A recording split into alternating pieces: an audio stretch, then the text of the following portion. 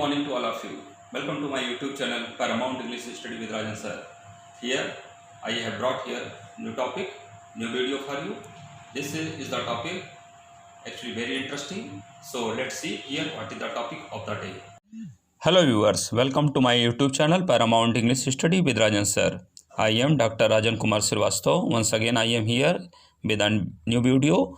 You know that I had taught you the first part of A Thing of Beauty poem from your Flamingo book. Now we shall study here complete explanation of the poem. So let's start. The poem begins with, it is composed by John Keats. A thing of beauty is a joy forever. Its loveliness increases. It will never pass into nothingness, but will keep a bower quiet for us and a deep full of sweet dreams and health and quiet breathing.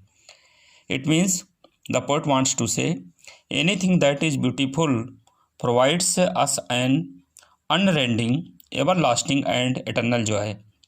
It leaves an indelible imprint on our heart and soul. We have to relive the memories of that joyous experience whenever it flashes back in our mind. The joy that we experience on seeing a beautiful object multiplies whenever we remember it. Similarly, the loveliness of anything beautiful multiplies each time we visualize it in our thoughts. Compared to this, things which do not give us happiness only remain for a short while and then disappear forever. A thing that memory of which provides us eternal joy will never fade away. The loveliness of a beautiful object does not fade away or die over because it leaves an indelible imprint on our heart and soul. The beautiful things gives us peace like a quiet bower, a pleasant shady place providing us peaceful sleep, sweet dreams and good health, and therefore refreshes us. Next stanza. Therefore on every morrow are we wreathing a flowery band to bind us to the earth, spite of despondence of the inhuman dearth, of noble natures of the gloomy days, of all the unhealthy and over darkened ways made for our searching. Here the poet wants to say, he feels that every morning we weave a beautiful string of flowers or memories which help us support ourselves and motivate us to live our life to the fullest instead of burdening our lives with pain and suffering. In these days, there are few people who are noble in nature and who rise above petty differences by being generous. There is a dearth of such noble souls on our earth, as man is selfish and self-centered.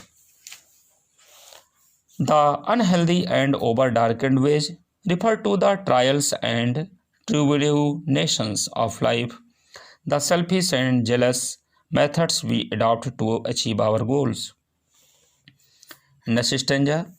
Yes, in spite of all, some shape of beauty moved away the pall from our dark spirit, such the sun, the moon, trees old and young, sprouting a shady moon.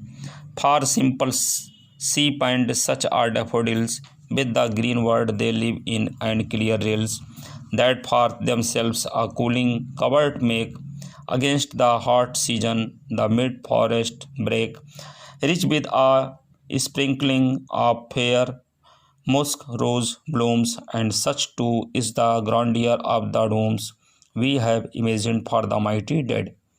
Here the poet wants to say, he appreciates the simplicity and serenity of beauty through the image of the sun, moon, trees, sheep, daffodils, the green pastures, the livid streams and a fair bloom of musk roses.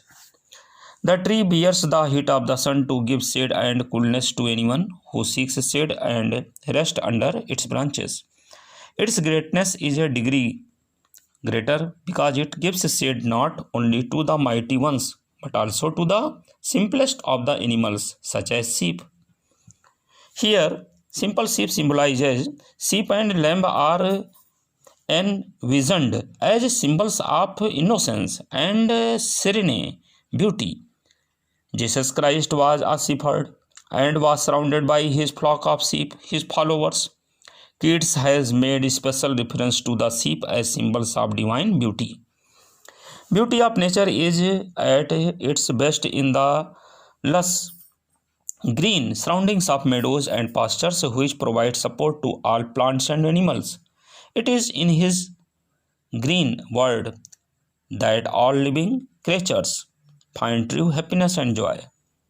And last stanza, all lovely tales that we have heard or read, an endless fountain of immortal drink pouring unto us from the heavens brink. Here, John Keats wants to say, what is endless fountain? What is the lovely tales that we have heard or read? Beauty, according to Keats, is a perennial source of motivation and inspiration. He considers it an endless fountain that from which mankind can drink the elixir of life, nectar of life. Explain pouring unto us from the heavens of brink.